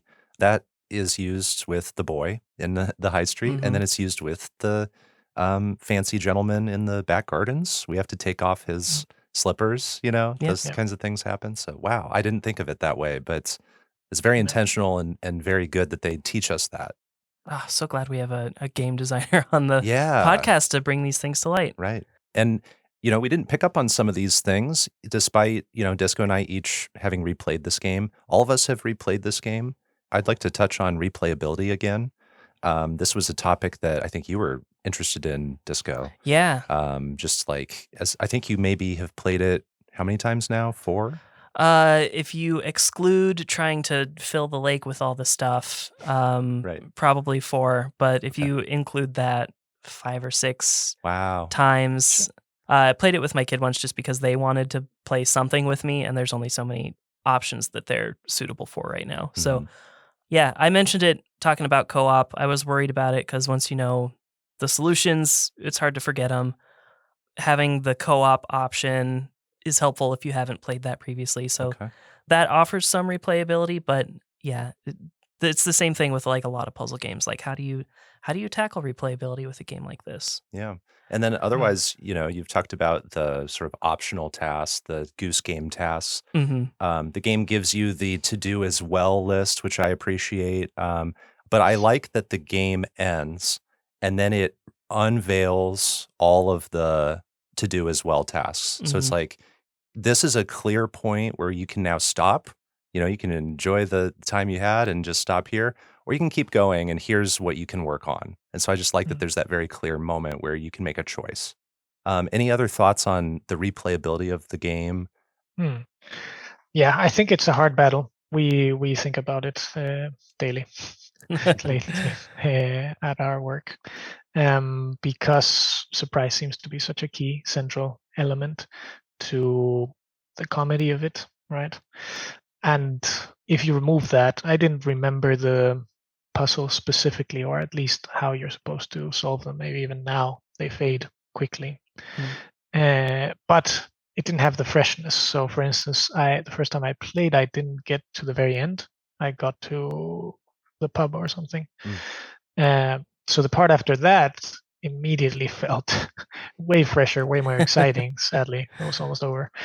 So there's something lost for sure. I think the mitigations, perhaps, that make it last a bit longer is how it is a bit toy-like. Toy-like, open-ended. We've mentioned several times that the puzzles, they have one outcome, perhaps, sometimes even multiple, but you can certainly take several paths to reaching that outcome. So there's room for experimentation. And that is as opposed to puzzles as perhaps as some kind of definition where they have only one answer. So this is more toy-like games, toys. There's limitations, but there's a wide space where you can do different things. I think the multiplayer edition, even though I haven't played it, I can definitely imagine that, yes, it'll make it easier in some sense, but I don't think difficulty is exactly the key experience in this game, but rather it allows for certain plays, like I can imagine being very comical to be able, the moment two players realize, okay, you go there and honk, Yeah. and I'll be waiting right here, right? And if one of them has played the game, they'll also get that little smirk out of thinking like, now they're gonna see. So if one goose was trouble, just wait. And of course, the self-imposed challenges that Disco mentioned earlier. It's beautiful that people. I think you never know how much people are going to latch onto that, right? How there's a point where I guess how much you manage to engage them with the core game is probably what determines how far they'll take it on their own, because they really want a little more, or because it's working so well for them, and then they'll take that extra step of saying, okay, but what if I do this, right? And you can do it because it's a bit of a sandbox where you have a space to do things that are not exactly scripted. Yeah, I love that. Yep. What if? That's my favorite part. Next, we would talk about memorable moments or sequences. I feel like we've shared a couple. Did you both have memorable moments or sequences that you wanted to share that maybe haven't been touched on? I think there's just really simple ones. The first time that you turn the sprinkler on the farmer is just so delightful. The first time that you make someone buy their own stuff back from the shop. That's one of my favorite things to do in the game. I want to try to get everybody to the shop to buy their own stuff back. Yeah. I just think that's such a... Who thought of that? How do we get the bouncer from the pub specifically to get to the shop? Because I want to make that guy pay. Let's make him pay for his box of tomatoes again. Yes. Dumping the can on his head isn't enough. I need to embarrass him more. That was a puzzle where I couldn't figure out the base solution this time, so I went back to the gardener and I took his tool and I brought it back to the shopkeeper, and then I honked him over to there. That's how I figured that out. I guess the normal solution is you have to get the boy to buy his glasses back. Oh, or buy his glasses? Buy his plane back. That's what Okay, it is. I tried to get him to buy his Yeah. glasses too. And I swapped his glasses with ones that were at the shop too. Yeah. So that was an instance where I accidentally kind of stumbled on the to do as well version. I was like, oh, okay. I got a bonus achievement there. That's cool. Does it react immediately when you do a to do as well in the main playthrough? It does. It immediately reveals it. If you start a fresh save and you start doing to do as well tasks, you get the normal task crossed off and the as well task. It's really Okay. it's really great. Nice. Yeah. If you know what you're doing, you can be really proactive and just cross everything off as you go. I really like just that small moment when you're in the pub and those women cheer for you and they give you the flower. It's the one kind moment of respite from being kicked around in this place.